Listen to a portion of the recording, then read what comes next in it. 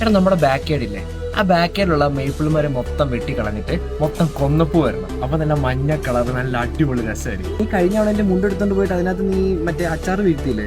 എടാ അത് നീ ഒന്ന് മാറ്റിയിട്ട് നീ എനിക്കൊരു പുതിയ മുണ്ട് വാങ്ങിച്ചു തരും. തുമ്പി അയ്യോ പറഞ്ഞുപോയി. തവണ എന്ത് പറഞ്ഞ് ഓഫ് എടുക്കും? ഹലോ ഹലോ പുതിയ മുണ്ട് ഷർട്ടും വാങ്ങിക്കണമല്ലോ. ചെലവാ. കഴിഞ്ഞ തവണ ഓണത്തിന് അമ്മൂമ്മയെ കൊന്നു, കഴിഞ്ഞതിന് മുമ്പത്തെ തവണയാണ് അപ്പൂപ്പനെ കൊന്നു. നീ ഇപ്പൊ ആരെ കൊല്ലും?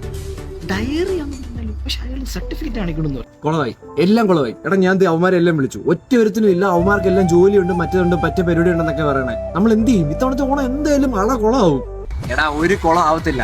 ഈ വരുന്ന സെപ്റ്റംബർ 7 ഓണച്ചന്ത എന്ന് പറഞ്ഞൊരു പരിപാടി നടക്കുന്നു നമ്മുടെ വുഡ് ബ്രിഡ്ജ് ഫെയർ ഗ്രൗണ്ട്സ് ബോണിൽ വെച്ചിട്ട്. എടാ അവിടെ കലാപരിപാടികളുണ്ട്, ഓണസദ്യയുണ്ട്, പിന്നെ നമ്മുടെ കൾച്ചറൽ പരിപാടികളുണ്ട്. മൊത്തത്തിൽ അടിപൊളിയായിരിക്കും. പിന്നെ അത് മാത്രമല്ല, അവിടെ ഫ്രീ എൻട്രിയും ഫ്രീ പാർക്കിങ്ങും ആണ്. നമ്മൾ എന്തായാലും അവിടെ പോകുന്നു. അത്ര